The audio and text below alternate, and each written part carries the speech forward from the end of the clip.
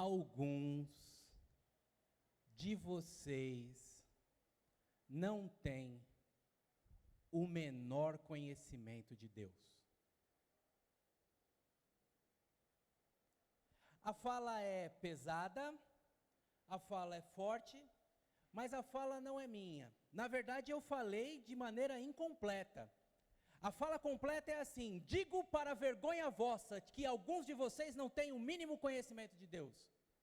É o que o apóstolo Paulo escreveu aos irmãos de Corinto, em 1 Coríntios capítulo 15, versículo 34. Uma fala forte, não é, pastor Maned? Uma fala pesada para quem está escrevendo para uma igreja que conhecia a Deus. Para quem está escrevendo para uma igreja que se autoelogiava pelos dons e por todos os recursos espirituais que tinham. Por isso, eu preciso que você abra sua Bíblia em 1 Coríntios capítulo número 15, para que nós possamos avaliar juntos e entender esta fala tão pesada de Paulo, deste capítulo, que se conclui com um verso muito lindo e amado de todos nós. O capítulo 15 é concluído com um verso que diz assim: portanto, meus amados irmãos, mantenham-se firmes e constantes, e que nada abale vocês. Sejam sempre dedicados à obra do Senhor, porque vocês sabem que o trabalho de vocês não é vão no Senhor. É um capítulo muito bonito, porque é um capítulo que diz respeito à nossa fé. Um capítulo que diz respeito, inclusive, à consistência da nossa fé. Uma vez que no verso número 19, o apóstolo Paulo fala algo bastante relevante e digno de toda a nossa atenção. Ele diz assim: se nós cremos em Cristo Jesus somente para as coisas do dia a dia, somente para as coisas do presente século, nós somos os mais indignos entre os homens. O capítulo é rico porque ele começa no verso 1 dizendo: eu preciso relembrar vocês quanto ao Evangelho de Jesus. Preciso trazer algumas coisas à memória. E essa fala é tão oportuna hoje, porque a chave desta fala é entender o que é o Evangelho. Nas palavras de Paulo para os Coríntios, vamos relembrar o que é o Evangelho. Nas palavras minhas para você, vamos relembrar o que é o Evangelho. Mas se você nos visita nessa oportunidade, seja muito bem-vindo, muito bem-vinda, que esse tempo seja um tempo rico para você, para que, se eventualmente você ainda não conhece o Evangelho, em vez de ser alguém que será relembrado do que é o Evangelho, será alguém informado do que é o Evangelho, para que a partir dessa informação você seja alguém que já é do Evangelho, seja alguém que não é do Evangelho, possa tomar uma decisão, se posicionar, se diferenciar de outras expressões religiosas, saber afinal de contas qual é a diferença que há no Evangelho. Porque, meus irmãos, acreditem nas minhas palavras, existem muitas ciências nobres, existem muitas correntes filosóficas que respondem às três grandes questões do universo: da onde nós viemos, o que nós estamos fazendo aqui e para onde nós vamos. Muita gente se propõe a responder isso, inclusive sem colocar Deus na equação. Essa semana, pela bondade e gentileza do Marco Antônio, que me apresentou ao Externato Bom Jesus, eu tive a oportunidade de estar reunido com as lideranças evangélicas de Pindamonhangaba. E ali eu ouvi muita coisa boa, ouvi muitas falas positivas, ouvi muitas instruções inspiradoras, tomei conhecimento de muitas ciências que eu não dominava e que eu entendi que enriqueceriam a minha vida sabê-las. Tomei contato com aspectos éticos que, de certa forma, até me envergonharam por ser superiores aos meus aspectos éticos, da maneira de ver a vida, de lidar com as coisas, de se posicionar neste mundo, de enfrentar os desafios, de enfrentar os nãos da vida. Mas eu não posso entrar em contradição com você. Tudo que eu ouvi foi muito bom, tudo que eu ouvi foi muito nobre, tudo que eu ouvi foi muito útil, mas entre as coisas que eu ouvi, não houve algo que fosse fundamental, como é o Evangelho, que acabamos de ler, que tem na sua base a afirmação: se esperamos Jesus Cristo somente para esta vida, somos os mais miseráveis entre os homens. Entenda, irmãos? Que esta base da fé e esta verdade exclusiva, pautada na ressurreição de Cristo Jesus, é segurança para a vida e é segurança para a morte. E é a grande diferença que se estabelece e é onde eu e você precisamos nos agarrar. Porque se em meio a pessoas que não são da fé eu ouvi coisas boas, a semana foi marcada por ouvir pessoas da fé dizendo coisas ruins. E o interessante, e trago esse assunto aqui, porque são muitas pessoas e não são só daqui. Pastores compartilharam isso comigo também. E esse assunto queimou no meu coração de maneira muito especial, quando na aula de sexta-feira no seminário, um diácono da igreja de Taubaté, que é meu aluno, homem nobre, professor de física, um homem já com os filhos criados, não é uma criança, é uma pessoa já que já tem toda uma base intelectual, toda uma base acadêmica e toda uma base espiritual, me disse assim: pastor, eu estou assustado. O número de irmãos que estão desesperados da vida. Eu estou assustado com o número de irmãos que estão desanimados, que estão tristes, que estão colocando a sua esperança e que de alguma maneira inverteram o seu estado de ânimo por causa de uma notícia. É verdade, irmãos. É claro que eu poderia trazer aqui para você um vídeo, poderia trazer algumas imagens, mas você poderia confundir o que eu quero dizer nesta noite. Não permita que haja confusão no seu coração nessa noite. Nos nossos corações foram despertados sentimentos muito bons de patriotismo, de desejo de um país melhor, de lutas por situações mais positivas, mais favoráveis, honestas, livres de corrupção, e estes sentimentos são positivos. Mas ao mesmo tempo, na sequência desses sentimentos positivos, alguns olhares negativos foram despertados, e você viu e eu vi pessoas desesperadas, chorando. Você viu e eu vi pessoas com angústia no coração, com tristeza, e cada um de nós pode ficar triste pontualmente por uma perda, por um prejuízo, por algo que a gente queria e não se realizou, mas essa perda não pode fazer morada no nosso coração, irmãos. O crente não pode ficar triste e embaraçado com as coisas deste mundo. Entre as pessoas de Pindamonhangaba que eu ouvi essa semana, uma me chocou de uma maneira muito especial.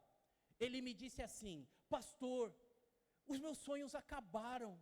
Eu queria que a minha família crescesse, eu queria ter um filho. Agora eu não posso mais ter filho, porque o presidente que foi eleito não vai me permitir ter mais um filho, porque não tem mais esperança para mim. Irmãos, esta fala vinda de um crente é uma fala totalmente em despropósito. E não importa se é o presidente A ou o presidente B, importa é ter a segurança que a nossa vida está nas mãos do Senhor. Importa a gente ter segurança que nós que cantamos seguro estou, não tenho temor do mal, sim guardado pela fé no meu Jesus, sabemos que a nossa certeza, a nossa esperança, a nossa confiança, as garantias da nossa vida vêm de Deus, irmãos. Quando eu ouvi aquilo, eu fiquei pensando num sentimento, que é um sentimento de desamparo.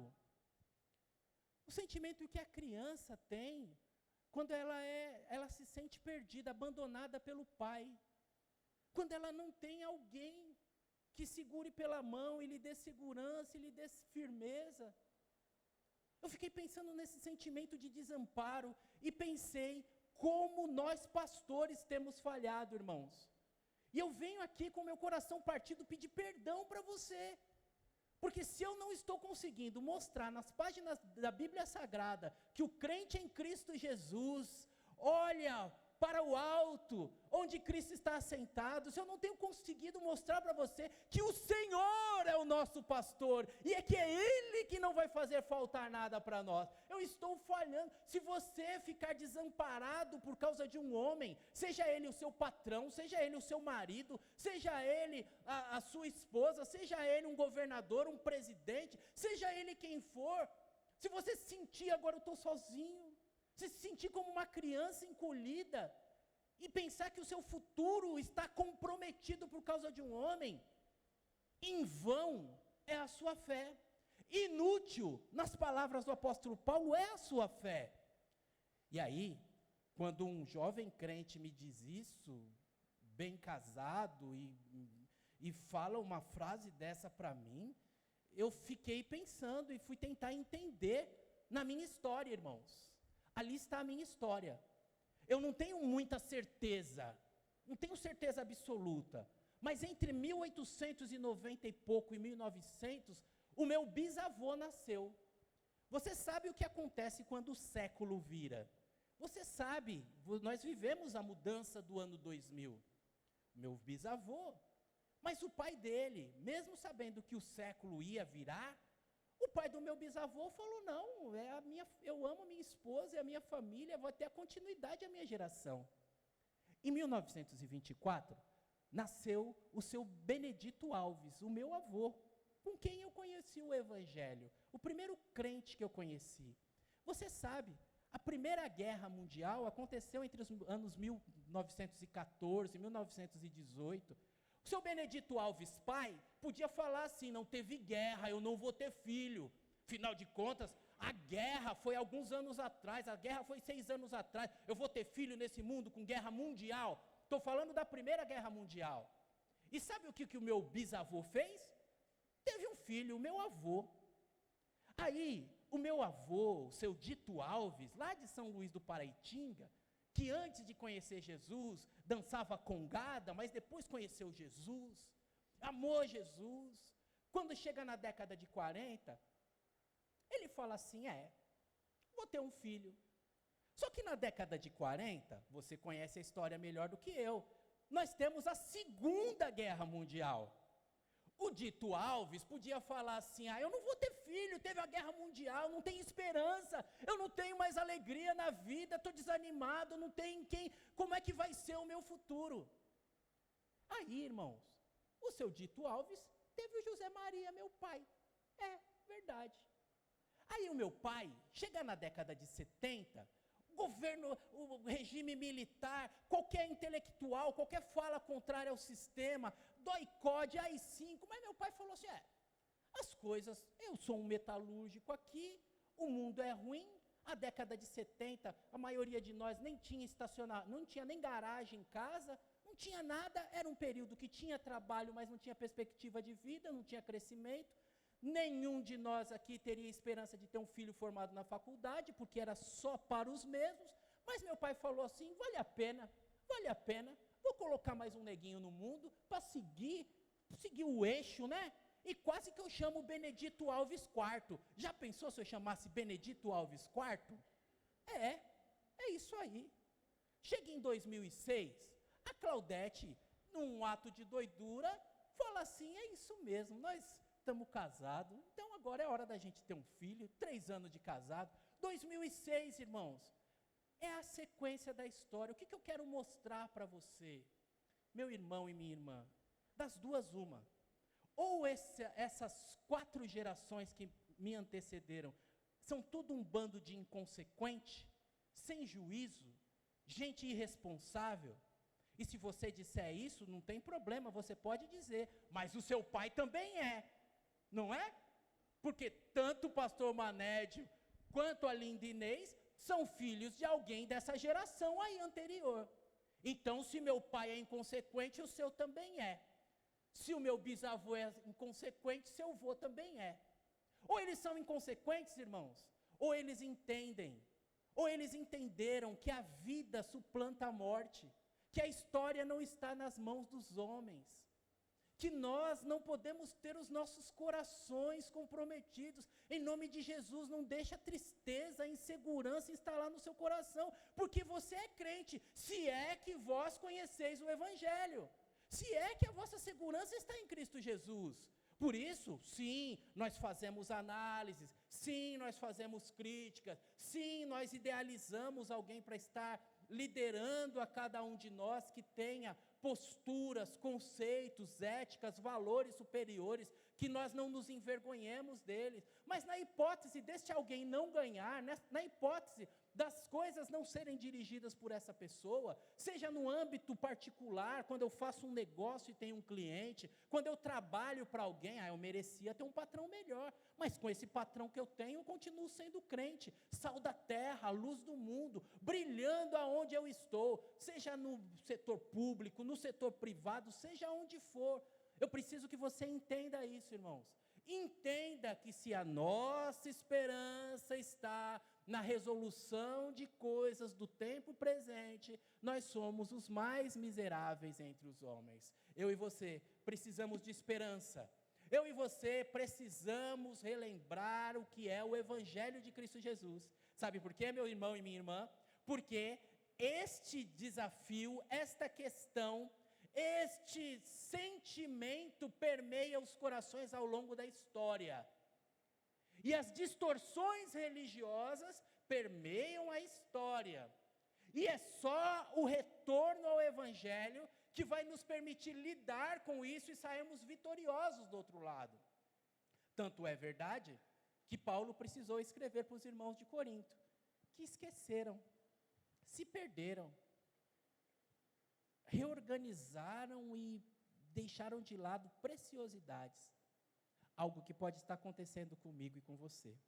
Por isso, é fundamental nós lermos, uma vez que a sua Bíblia está aberta, em 1 Coríntios capítulo 15, lermos pelo menos a metade deste capítulo, para que a gente possa, então, reorganizar os nossos pensamentos. Se você lê comigo na projeção, você tem uma vantagem, porque nos meus grifos já está a cola sobre o que eu vou falar. Nos meus grifos já estão os destaques que merecem toda a atenção de nossa parte. A nossa esperança está em Cristo Jesus, porque Ele ressuscitou, irmãos, e nós temos vitória sobre a morte. Ouça o que Paulo diz, começando no verso 1. Ele diz assim: agora, irmãos, quero lembrá-los das boas novas que lhes anunciei anteriormente. Vocês as receberam e nelas permanecem firmes. São essas boas novas que os salvam, se continuarem a acreditar nelas, da forma que elas foram anunciadas. Do contrário, está ali em roxo, se você não acreditar neste evangelho do jeito que foi anunciado, a sua fé será inútil. Eu lhes transmiti o que era mais importante, e o que também me foi transmitido: Cristo morreu por nossos pecados, como dizem as Escrituras. Ele foi sepultado e ressuscitou no terceiro dia, como dizem as Escrituras.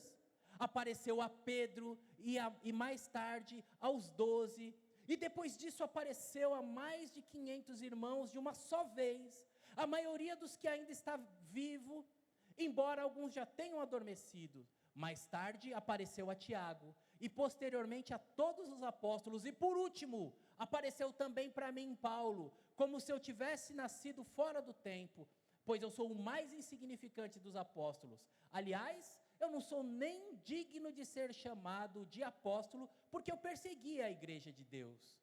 Agora deve-se inteiramente a graça de Deus, a graça que Ele derramou sobre mim. Essa graça não foi inútil, trabalhei com mais dedicação que qualquer outro dos apóstolos, e no entanto, não fui eu, mas foi Deus que em sua graça operou por meu intermédio. Logo, não faz diferença se eu prego ou se são os outros apóstolos que pregam, pois todos nós anunciamos a mesma mensagem na qual vocês creram. Pois bem, Se proclamamos que Cristo ressuscitou dos mortos, por que alguns de vocês afirmam que não houve ressurreição dos mortos? Pois se não existe ressurreição dos mortos, Cristo não ressuscitou. E se Cristo não ressuscitou, nossa pregação é inútil. E a fé que vocês têm também é inútil. Então, estamos todos mentindo a respeito de Deus, pois afirmamos que Ele ressuscitou a Cristo. Mas se não existe ressurreição dos mortos, isso não pode ser verdade. E se não existe ressurreição dos mortos, então Cristo também não ressuscitou. E se Cristo não ressuscitou, a fé que vocês têm é inútil. E vocês ainda estão presos nos seus pecados, e nesse caso, todos que adormeceram, crendo em Cristo, estão perdidos. Se a nossa esperança em Cristo vale apenas para esta vida, somos os mais indignos, ou os mais dignos de pena em todo o mundo. Mas Cristo, de fato, ressuscitou dos mortos. Ele é o primeiro fruto da colheita de todos que adormeceram. Uma vez que a morte entrou no mundo por meio de um único homem, agora a ressurreição dos mortos começou por meio de um só homem. Assim, como todos morremos em Adão, todos que são de Cristo receberão nova vida. Mas essa ressurreição tem uma sequência. Cristo ressuscitou como o primeiro fruto da colheita, e depois todos que são de Cristo ressuscitarão quando Ele voltar. Então virá o fim, quando Ele entregará o reino de Deus. O Pai, depois de ter destruído todos os governantes e autoridades e todos os poderes na face da terra. Pois é necessário que Cristo reine, até que tenha colocado todos os seus inimigos debaixo dos seus pés. E o último inimigo a ser destruído é a morte. Pois as Escrituras dizem: Deus pôs todas as coisas sob a autoridade dele. Claro, quando se diz que todas as coisas estão sob a autoridade de Cristo, isso não inclui o próprio Deus que colocou a autoridade em Cristo. Então, quando todas as coisas estiverem sob a autoridade do Filho de Deus, ele se colocará sobre a autoridade de Deus, para que Deus, que deu o seu Filho, autoridade sobre todas as coisas, seja absolutamente supremo sobre todas as coisas em toda a parte. E o que dizer dos que se batizam em favor dos mortos? Se os mortos não ressuscitam, como dizem eles, porque se batizam em favor dos que morreram? E nós, porque arriscamos a vida o tempo todo? Pois eu afirmo, irmãos, enfrento a morte diariamente, assim como afirmo meu orgulho daquilo que Cristo Jesus, nosso Senhor, fez em vocês. E se não haverá ressurreição dos mortos, de que me adiantou ter lutado contra as feras? Isto é, aquela gente de Éfeso. Se não há ressurreição, comamos e bebamos, porque amanhã morreremos. Não se deixem enganar pelo que dizem essas coisas, pois as más companhias corrompem o bom caráter. Pensem bem sobre o que é certo e parem de pecar, pois para sua vergonha eu lhes digo que alguns de vocês não têm o menor conhecimento de Deus. Irmãos, essa palavra merece ser guardada por todos nós. Essa palavra merece ser cultivada por todos nós. Esta palavra merece ser compartilhada com todos nós, para as pessoas que nós amamos e perderam a esperança. Porque a esperança é uma pessoa. A esperança cuida de nós para a vida e nos protege quando nós passarmos desta vida, seja de maneira dolorosa ou de maneira suave, seja num processo lento de internação hospitalar, ou seja num acidente, não importa, guardados em Cristo Jesus, temos toda a segurança. Por quê? Porque Ele ressuscitou, porque Ele venceu a morte, nós também temos essa garantia e essa vitória assegurada para todos nós. Meu irmão e minha irmã, guarde essas palavras são vivas e verdadeiras. A esperança que um homem pode ter está exclusivamente na pessoa bendita de Cristo Jesus.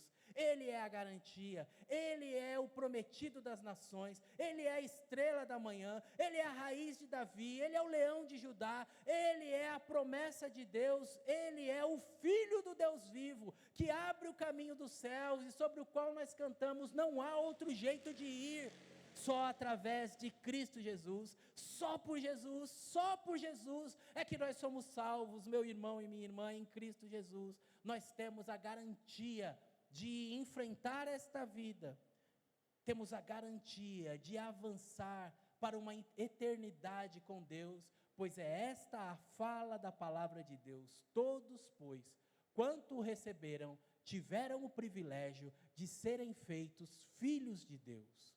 Então, quando Paulo está escrevendo aos irmãos de Corinto, você lembra do mapa, o evangelho sai da Ásia e com uma voz falando, passa a Macedônia e nos ajuda. Atravessar a Macedônia era entrar na Europa.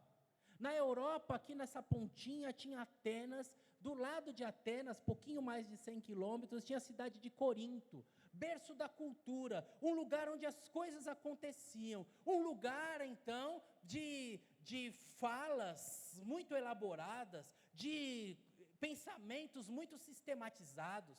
4 séculos antes, Zenão começou a falar sobre a qualidade de vida, sobre a vida que vale a pena ser vivida. Zenão falava lá no estói, naquele pórtico, e ali naquele jardim começava a ensinar as pessoas, e eles ficaram conhecidos como estoicos. Os estoicos falavam sobre a vida prazerosa, a vida que tem as escolhas corretas trazendo consequências corretas. Em paralelo a Zenão, tinha um homem chamado Epicteto, que tinha uma escola que também era muito valiosa e muito rica nos seus ensinamentos.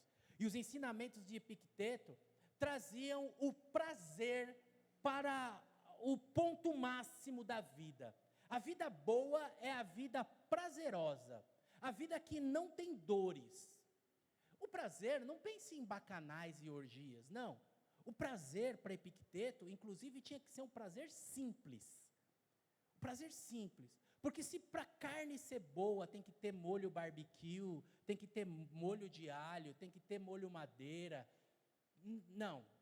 Ele falava, não entre nesse caminho. Se você tiver prazer nas coisas simples, você vai ter prazer sempre. Então tenha prazer em beber um copo d'água. Tenha um prazer de comer uma carninha ali com sal, só porque sal nunca vai faltar na sua casa. Não fica achando que o prazer está nas coisas. Essa era a fala do Epicteto. E nessas duas escolas do prazer, eles vinham dizendo assim, quer saber de uma coisa? A vida é o que a gente vive aqui, é o que a gente sente aqui, é o que a gente capta com os nossos sentidos, com o nosso olfato, com o nosso tato, com o nosso paladar, é a música boa que a gente ouve e se sente bem, é o carinho gostoso que a gente recebe, é a comida que nos alimenta e que nos traz saciedade. A vida é isso aqui, acabou aqui, acaba tudo. Tanto é que a fala de Epicteto é assim, eu não sei o que é a morte e nunca vou saber. Porque quando eu estou, ela não está. E quando ela estiver, eu não estou mais.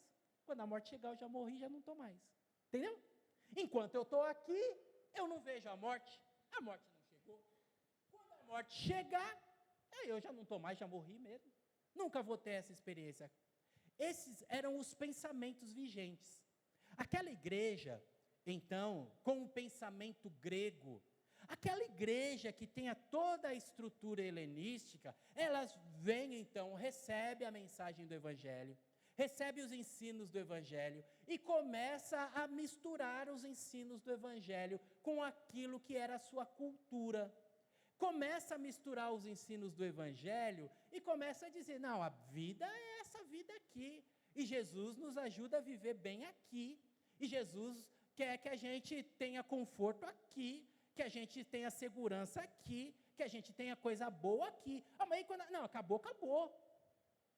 Mas a ressurreição é assim, a gente tem a lembrança de Platão, que a carne é imperfeita, o mundo dos espíritos é perfeito. Morreu, vai para lá e acabou. E aí, o Paulo fala, não pense assim. Não entre nessa doidura, porque senão a sua fé vai ser inútil. Se você começar a entrar nessa fala do pessoal de comamos e bebamos que amanhã morreremos, tudo vai ser em vão. Então, o que eu preciso fazer? Verso número 1 e 2, preciso lembrar você do evangelho legítimo. Preciso lembrar que existe uma boa nova, que Deus é propício aos homens, que Deus não se esqueceu dos homens. Existe uma boa nova, que o Verbo se fez carne e habitou entre nós. E porque Ele se fez carne e habitou entre nós, Ele conhece as nossas dores, conhece os nossos sofrimentos, conhece as nossas mazelas, conhece as nossas limitações. E a Bíblia diz que pela obediência Jesus aprendeu. Olha que coisa linda, irmão, Jesus é Deus. E Deus é onisciente, sabe todas as coisas. Mas quando Deus, amando o mundo de tal maneira, amando o seu Filho unigênito para este mundo, e quando o seu filho não tem lugar para nascer, é rejeitado, e quando o seu filho é criança, é desprezado, e quando o seu filho é adolescente, é ofendido por ter nascido fora do casamento, e quando ele se torna adulto, começa a ser desprezado pelas lideranças, e quando alcança os 30 anos de idade, ele então é rejeitado de maneira mais intensa, e quando ele morre e derrama o sangue em nosso lugar, Ele conhece todas as dores, todos os sentimentos, todos os desprezos. Eu preciso lembrar vocês disso, que Jesus veio saber como nós somos, para que nós possamos ser como Ele é. Eu preciso que vocês se lembrem que Deus não abandonou o mundo, pelo contrário, Deus, amando o mundo, resgatou o mundo na pessoa do seu Filho Jesus. E a líder dos muçulmanos na região, ela usou uma expressão bastante interessante, dizendo assim, que as pessoas se revertem ao islamismo. É um processo de reversão, e que essa reversão ao islamismo não faz nenhum deles filhos de Deus, porque Deus não tem filhos. E ela, que falou bem de Jesus, que falou do Evangelho, deixou passar batido o Evangelho de João, capítulo número 1, versículo número 12, onde diz o que ela falou mesmo. Ela disse: todas as pessoas são criaturas, Deus não tem filhos. Mas como ela deixou escapar, João capítulo 1, versículo número 12, a Bíblia diz que todos quanto receberam a Jesus foram feitos filhos de Deus. Ah, irmãos, que maravilha seria se você desse um glória a Deus. Sabe por quê? Porque eu e você éramos pobres, perdidos, sem Deus, sem salvação, e Jesus estendeu a mão para nós, nos alcançou e nos transformou através da conversão, nos converteu em filhos de Deus. Nós que éramos míseras criaturas, entregues aos nossos delitos e pecados, agora podemos chamar a Deus de Pai, ter a certeza que nós somos por Ele ouvidos, e um dia dEle ouviremos a frase: vinde benditos do meu Pai para o lugar que vos está preparado. Este é o Evangelho que vos prego nesta noite, de um Jesus que salva, de um Jesus que transforma a vida do homem, de um Jesus que resgata o mais mísero pecador e transforma ele em filho de Deus. Esperança, irmãos, relembre, Jesus está vivo, relembre, eu e você somos feitos filhos de Deus, é algo para nós relembrarmos. Além de lembrar, a gente precisa se localizar, porque a gente está meio perdido, é o que Paulo fala para os irmãos de Corinto. Vocês precisam se localizar, vocês estão meio desorientados, precisam se localizar. achar o caminho certo. Quando Paulo escreve para os irmãos de Corinto, algo bonito de se ler é o Paulo chamando eles de irmãos, porque a coisa estava feia lá. Para você ter uma ideia, tinha um homem lá que era amante da mulher do seu pai, dentro da igreja. Essa semana, hoje nós vimos, né? E talvez alguns de nós nos chocamos com a condenação da pastora, cantora que matou o seu marido, e você pensa assim, nossa, isso dentro da igreja, essas questões assim, então. E mais do que ter acontecido hoje, os 50 anos que a deputada foi condenada, mais do que ser uma coisa contemporânea, é uma coisa da natureza humana, que lá no século I, na cidade de Corinto, tinha um rapaz que tinha um caso com a madrasta, e todos estavam juntos na igreja, cantando, tocando, tomando ceia, e o Paulo fala, como é que é possível isso? Mas ainda assim, o Paulo chama eles de irmãos. Está uma bagunça, mas ele chama eles de irmãos. E no chamar eles de irmãos, ele vai ensinando, vai demonstrando alguns cuidados, os papéis da liderança, da mulher. Aqueles irmãos, estranhamente, eles se sentiam assim o máximo, eles tinham alguns dons. Do capítulo 12 até o capítulo 14, o Paulo vai explicando para eles, olha.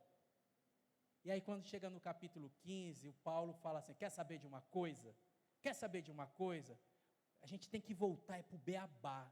Vocês estão aí querendo falar línguas, estão aí preocupados com quem é mais espiritual, mas vocês não estão conseguindo resolver nem o simples. Eu lembro, irmãos, em São Paulo, uma vez eu fui numa igreja muito famosa pela complicação que tinha, pelos litígios que tinha com seus pastores, pelas violências que se observavam entre os irmãos, pelas agressões que chegaram até o extremo da agressão física. Mas eu fui chamado para ir, eu fui lá pregar e fui no momento que estava sem pastor.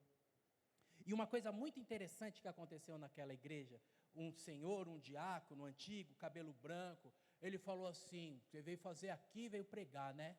Mas aqui a gente precisa de pastor que pregue Apocalipse, precisa de pastor que pregue coisa forte aqui para nós. Não é esse? Eu fiquei olhando, eu respeitei os cabelos brancos, né, irmãos? Tem que respeitar, tem coisa que está para além do ser crente, é uma coisa... Respeitei e preguei lá o meu feijãozinho com arroz de sempre, que você já está acostumado aqui. Mas eu fiquei pensando comigo, né? Eles agrediram fisicamente um pastor, eles eram conhecidos pelos vizinhos como gente brigona. As pessoas do bairro diziam assim, Deus me livre de ir ali. E ele estava querendo ouvir do Apocalipse. Precisava ouvir Mateus, né? Bem-aventurados pacificadores, precisava ouvir Mateus 5 primeiro, quer chegar lá em Apocalipse sem passar, né? Mateus 7, passar pelo sermão da montanha, Pai Nosso, a oração do Pai Nosso, bem feitinha, certinha, entendendo. É o que Paulo está falando para os irmãos de Corinto, com muita classe, com muita elegância, ele não chega dando uma sapatada, ele não vai direto no assunto.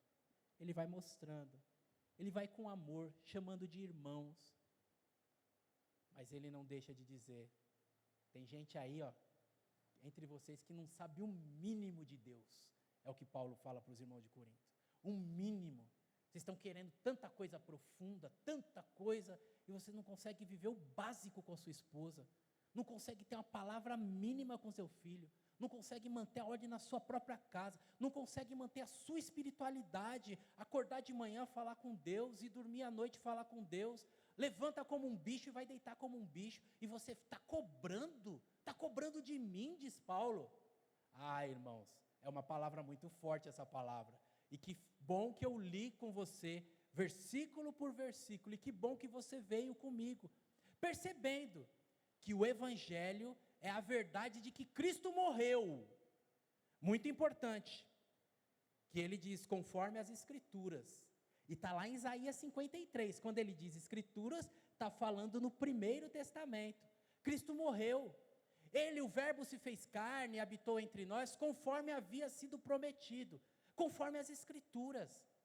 Ele fala sobre este acontecimento bíblico, profético, narrado, descrito, prometido, mas ele fala também sobre as evidências, porque não basta só ter morrido, ele morreu e ele ressuscitou, porque morrer todo mundo morre, mas ressuscitar, o primeiro a ressuscitar de forma definitiva, você vai falar assim, pastor, mas e o filho da viúva?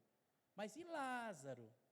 E o filho da viúva lá no Velho Testamento, né, que tem uma no Novo Testamento e uma no Velho Testamento. Então, essas pessoas ressuscitaram, mas elas morreram de novo, irmãos. Elas não estão aqui andando, elas morreram de novo. Agora Jesus é uma outra classe de ressurreição. Ele é o primogênito, o primeiro desta nova natureza de vida. Essa nova natureza de vida que tem uma carne que a gente chama na física quântica de ser partícula e onda. Tem essa carne que é um pouco matéria, um pouco energia. E por isso os discípulos estão reunidos no salão orando, e Jesus, depois de ressuscitar, entra sem abrir a porta, passa pela parede. Eu não sei te explicar, mas eu sei que Jesus entrou e falou, Pai seja convosco. E os discípulos entenderam que era Jesus. Tem essa mistura, irmãos, de onda e de partícula, que no método das placas a gente vê que desvia e que muda de acordo com o observador. É isso mesmo. Jesus está falando com os discípulos no caminho de Emaús e desaparece aqui e aparece lá. Pastor, eu não acredito nisso, isso é ficção, coisa de filme. Não, tá bom, mas está na Bíblia, eu acredito. E estou esperançoso que eu vou ser assim também. Sabe por quê? Porque do jeito que Ele é, nós seremos. Esta é a fé cristã. A fé cristã está baseada na ressurreição, irmãos. A fé cristã, é claro que você pode querer seu amor de volta em 7 dias. Tudo bem, não é? Mas aí é outra fé. Traga o seu amor de volta em 7 dias. Já viu no post? Traga o seu amor de volta. Pode ser, você quer resolver treta daqui? Beleza. Mas é outra fé. É outra fé. A nossa fé, irmãos, é para além da minha Joanete, para além dos problemas aqui, mesquinho, tacanho, pequenininho. Pela misericórdia de Deus, no seu amor e nesta fé que me leva para lá, por causa desta nova vida que eu inaugurei em Cristo, por ter nascido de novo, muitas situações se resolvem aqui. É claro, é natural. Esse Paulo mesmo vai dizer, o que roubava não roube mais, antes trabalhe, fazendo com as próprias mãos aquilo que é útil, que possa abençoar outros. Olha, só nisso aqui, quantas situações estão resolvidas? Quantas situações que mudam a minha vida hoje, em termos de ética, de honestidade, de moral, de utilidade, de generosidade. Olha, só nesta afirmação. Então, ter aceitado Jesus, muda a minha condição de pai, de marido. Quem traía não trai mais. Muda a minha condição de profissional. Era braço curto, ficava lá na moita. Agora eu sou trabalhador, sou produtivo. Muda tudo. Mas essas mudanças são secundárias. São efeitos colaterais, são consequências naturais desta nova natureza, com perdão da redundância. O que eu preciso é que você se localize. A fé em Cristo Jesus está baseada no justo, que morreu pelos injustos, na morte substitutiva, morre no meu lugar. Eu merecia morrer, ele morreu por mim. E na ressurreição, nessa ressurreição que garante que não era um engodo, não era uma farsa, não era uma mentira, não. Ele faz questão, nos versículos subsequentes, você leu comigo e depois você lê de novo em casa, ele faz questão de dizer, olha, Jesus ressuscitou, e apareceu para Pedro. Jesus ressuscitou e apareceu para as mulheres. Apareceu para as mulheres no túmulo, e como o testemunho das mulheres não era válido na cultura de então, e naquela cultura patriarcal, então, diante de um tribunal, a fala das mulheres era desconsiderada, e os próprios sacerdotes já diziam, e já faziam oração, os judeus dizendo: Deus, obrigado, porque eu não nasci um incrédulo, não nasci um cachorro e não nasci uma mulher. Esta é a oração dos fariseus em praça pública. As mulheres eram objetos desprezados. Então, Jesus aparece para as mulheres. Mas para que ninguém diga assim: ele apareceu para as mulheres, não vale nada. Aí ele apareceu para Pedro. Aí o nosso texto diz que ele apareceu para os demais apóstolos. Aí ele diz, o nosso texto diz que ele apareceu para 500 pessoas, dentre as quais muitas ainda estavam vivas. O que ele quer dizer com isso? Ele quer dizer assim, então, eu estou falando aqui, procura lá. Procura que você vai ver, vai encontrar gente que viu Jesus. Eu não estou falando uma coisa da minha cabeça. Não é uma coisa inventada de um lugar desconhecido do país de Xangri-Lá. Não é uma coisa da cultura hindu de um homem com cabeça de elefante e corpo. Não, eu estou falando de coisas que têm uma localização geográfica. Eu estou falando de uma coisa que tem uma sequência histórica. Estou falando de uma coisa que tem um cronograma, que aconteceu etapa por etapa. Eu estou falando de coisas que as pessoas testemunharam. Testemunhas vivas, fidedignas. E para que ninguém diga assim, mas pode ser, na psicologia a gente tem um efeito de delírio coletivo. Pode ser que aquelas 500 pessoas sob transe, acharam que viram uma nuvem lá, acharam que era Jesus. Aí ele fala, então, sabe o irmão dele, Tiago, que ele não cria em Jesus, ele apareceu para ele também. E deixei o meu nome por último, tá? Ele apareceu para mim. E eu nem sou digno de estar nessa lista, porque eu matava os cristãos. Eu nem sou digno disso. Mas apareceu para mim. Então, se a minha palavra não vale, pergunte para esse. Se esse não vale, procure entre os 500. Se os 500 não valem, vai conversar com Pedro, que comeu o pão que ele multiplicou.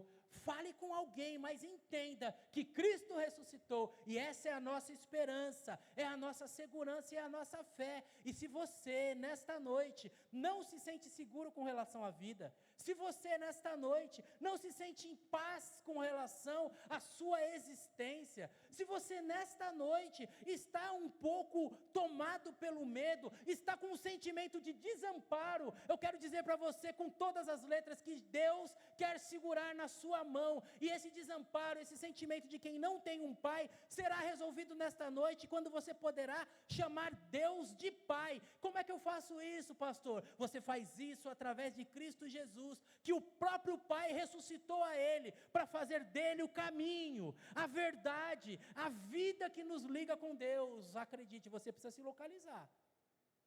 Você está esperando outras coisas, essa é a noite de organizar o pensamento. Localize-se. Eu quero Deus. Eu quero que Ele seja o Senhor da minha vida, seja o meu Pai, que me cuida na vida e que me recebe na morte. Eu quero fechar os olhos para essa vida em paz, porque eu encontrei a Deus através de Cristo Jesus. Eu quero ter a dignidade de dizer assim, Jesus, o seu sacrifício não foi em vão, o Senhor derramou o sangue no meu lugar para comprar a minha vida, e não foi um desperdício, minha vida está aqui. Obrigado, Jesus. Esse é o evangelho que vos prego. Essa é a esperança, é a segurança, e é aonde devem estar agarrados cada um dos cristãos. Eu não sei, nesta noite não vejo no auditório ninguém que tenha conversado comigo na semana.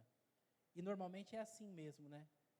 E justamente quem precisa é que não vem, num fenômeno meio doido. Um fenômeno meio doido. Mas se eventualmente você estava nesse mesmo sentimento de tristeza, de angústia, de vazio com relação à vida, acredite, sua vida é mais que isso. Sua vida é mais do que estes eventos temporários e passageiros. Os seus sonhos, sua realização, sua família. Essa semana a Nete recebeu mais uma netinha que nasceu lá nos Estados Unidos. E sabe o que vai acontecer, Nete? Sua neta vai crescer lá. Vai ser uma bênção, vai vir te visitar aqui. E nada vai mudar com relação à existência de nenhum homem, porque tem um plano de Deus para a vida dela, assim como tem para a sua, para a sua, para a sua, para a sua e para a minha. As nossas vidas, irmãos, estão nas mãos de Deus. Mas eu preciso terminar. E o meu último chamado para você é o chamado para que você perceba, começando no verso número 14, perceba que você precisa se posicionar.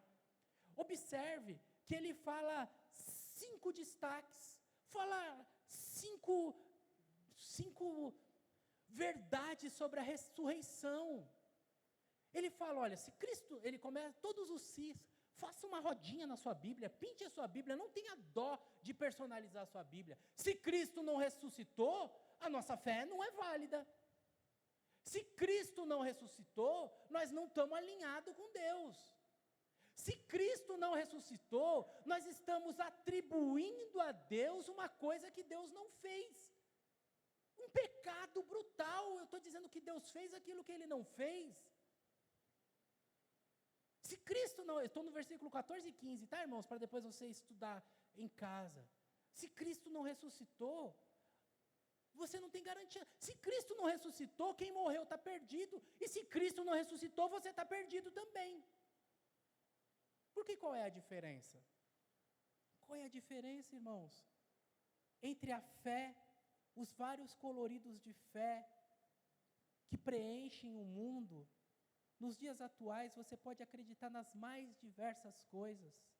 Qual é a diferença? Passou no Fantástico anos atrás, um padre que desenvolveu a urinoterapia. As pessoas bebiam xixi. Não é legal?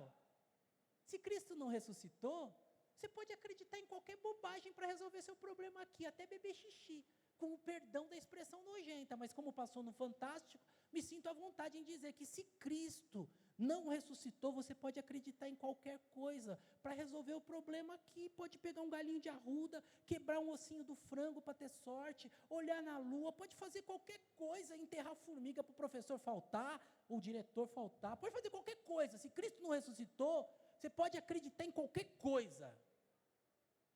Mas se Cristo ressuscitou, e Ele ressuscitou, nós podemos acreditar que Deus não nos criou para a morte, nos criou para a vida.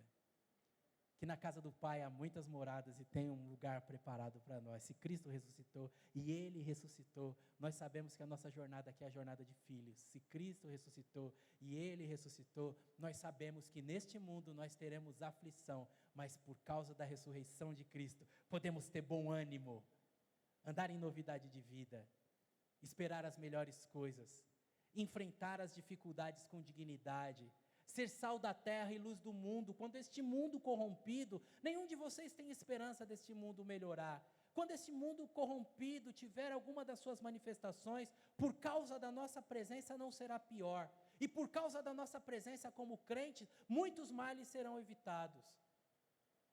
Se Cristo ressuscitou e Ele ressuscitou, irmãos, novas são cada manhã na presença do Senhor.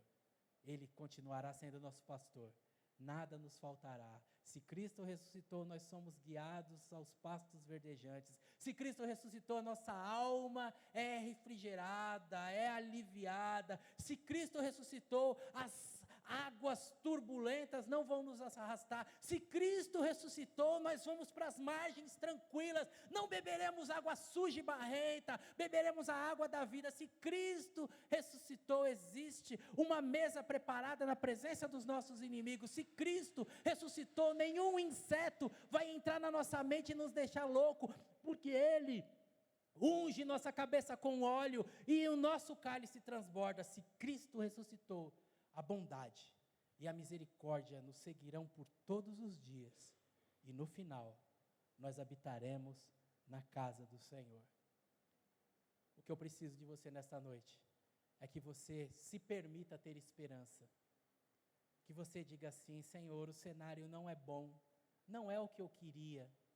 Eu não quero que você mude as suas expectativas, a sua visão de mundo, a sua estrutura econômica. Eu não quero que você mude nada disso.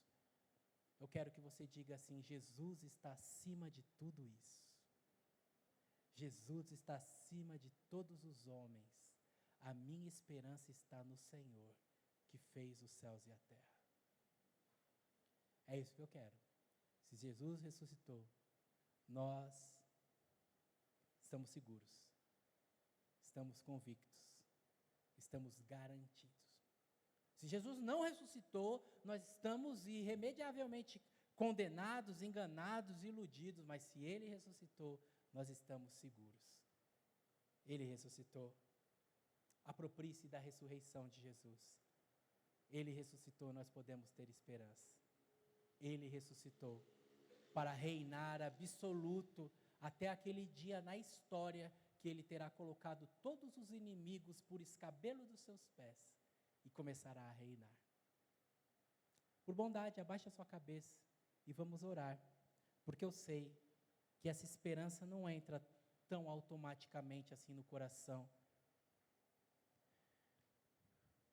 Mas eu sei que Deus está aqui, que é isso que nós cantamos e é isso que nós acreditamos. Está aqui para nos dar esperança, está aqui para dar salvação, está aqui para organizar os nossos pensamentos e nos fazer pensar em Cristo Jesus, em seu trono onde Ele está assentado, reinando absoluto. Pastor, eu estou equilibrado, eu não estou fazendo nenhum tipo de vergonha, nenhum tipo de escândalo como aqueles que se vê na internet, de gente gritando, de gente chorando, mas eu estou triste, estou com medo, estou inseguro. Me ajuda em oração, para eu ficar mais seguro em Jesus, para eu cumprir minha jornada na história e fazer o que eu tenho que fazer, e seguir em frente, e honrar o nome do Senhor, em meio a esse novo cenário. Eu vim aqui para isso, irmãos, eu vim aqui para isso, para falar para você que existe uma esperança e para orar com você, e para tirar você do engano. Nenhum homem, tenha ele 10 dedos ou tenha ele 9 dedos, tenha ele barba ou não tenha ele barba, nenhum homem pode garantir nada na sua vida, mas Deus pode te dar segurança, te dar esperança e fazer você prosperar mesmo num cenário adverso. Deus pode. Pastor, eu estou com medo, estou inseguro, meus sentimentos estão confusos. Ora comigo para eu fortalecer a minha esperança, não desviar o meu olhar e olhar para Jesus. Claro que eu oro. Fique em pé que eu oro com você que está triste, que quer ser fortalecido para olhar para Jesus. Pode ficar em pé que eu quero orar com você. Não tenha vergonha não. Estamos todos no mesmo contexto. Deus abençoe minha irmã. Deus abençoe minha irmã. Se você quer se somar a essas mulheres, Deus abençoe minha irmã. Deus abençoe meu irmão. Estou vendo vocês, estou aqui justamente para orar por vocês, e orar por vocês não, orar com vocês. Vocês já são do Senhor, mas é tanta pressão, são tantas vozes, tantas mensagens de WhatsApp, tantas coisas, que às vezes até a gente que é do Senhor fica meio abatido, fica meio para baixo. Eu quero orar com você, a hora é agora. Se você quer se juntar a este grande grupo, não tenha vergonha, mas eu também não quero ser apelativo em hipótese alguma, só quero te dar a oportunidade. Deus abençoe minha irmã.